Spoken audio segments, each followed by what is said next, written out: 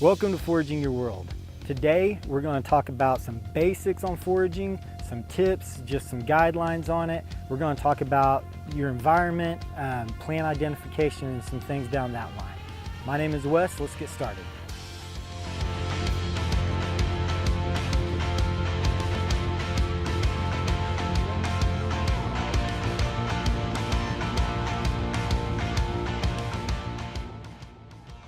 Learn what's growing around you. Edible, non-edible, lookalikes, and you want to know what's poisonous as well. Know which part of the plant is edible and how to prepare it. A lot of times people may think they can eat a certain part, or they may think they can eat the plant, but in all actuality, they can only eat the stem, or they can only eat the berries. Don't eat the stem, don't eat the root. A great example of this is pokeweed, poke salad. You have to boil that to get some of the poisons out of it, because it is toxic if you just eat it by itself, but also you can't eat the berries on that. So like knowing what you can eat and what you can't eat is super important. You want to forage from a chemically safe environment. You want to stay away from ditches, sidewalks, railroad tracks. If you think about it, railroad tracks have been around for decades. They've been sprayed constantly. That's why nothing grows around a railroad track. You don't want to forage in an area like that. Ditches, I usually stay away from ditches. Septic tanks, I would stay away from a septic tank, maybe a graveyard. Personally, I'm going to stay away from those two places. You want to eat small amounts and wait. You don't want to get a bowl full of something and then throw it in your mouth and then find out you have an allergic reaction to it. Eat small and kind of see how. I usually wait about 24 hours and see, okay, well, I'm not breaking out in hives, I'm not throwing up. I might try a little more the next day. Don't mix your forage at first. Test each wild edible by itself and go from there. Give yourself 24 hours per forage, per wild edible. You don't want to throw a whole bunch in a bowl of a lot of stuff that you haven't tested yourself out. It may not be poisonous, but you may have an allergic reaction to it.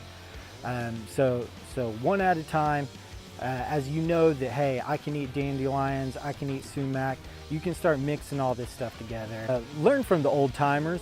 Find a mentor. Maybe a family member has a lot of knowledge on this that you could talk to. And of course, subscribe.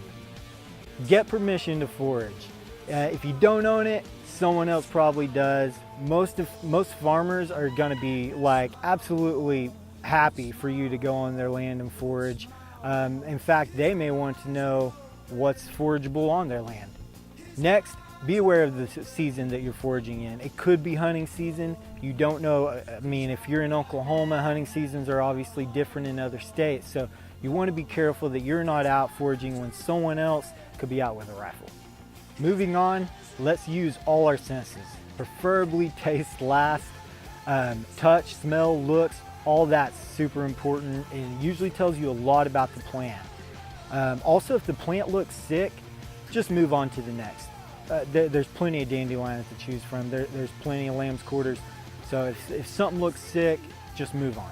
Okay, I said it once in the basics, but it can't be stressed enough. Eat small and wait. There's no rush on this.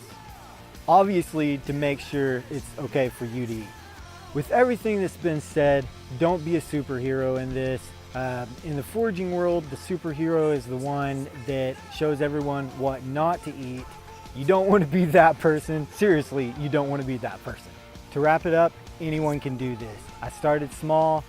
Year after year, I had more in my salad bowl. There's certainly something beautiful about walking down a path or a creek bed and seeing some wild onions, garlic, dandelions, and knowing the nutritional value of that and realizing that what you need has somehow been provided for you. That's it for today. Thank you for watching. Make sure you subscribe and please follow us on Instagram. Instagram at Foraging Your World.